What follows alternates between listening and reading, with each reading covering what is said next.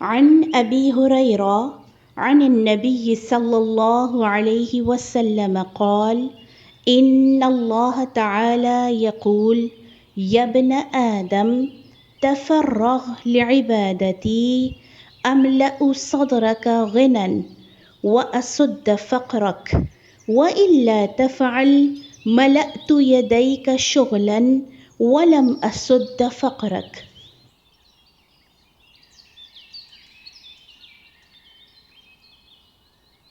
حضرت ابو ہریرہ رضی اللہ عنہ رسول اللہ صلی اللہ علیہ وسلم سے روایت کرتے ہیں کہ اللہ عز و جل فرماتا ہے کہ اے ابن آدم تم میری عبادت میں مشغول ہو جاؤ، میں تمہارا سینہ بے نیازی سے بھر دوں گا اور تمہاری محتاجی کو دور کر دوں گا، لیکن اگر تم ایسا نہیں کرو گے تو تمہارے دونوں ہاتھ مشقت میں مشغول رکھوں گا لیکن پھر بھی تمہاری محتاجی دور نہیں کروں گا۔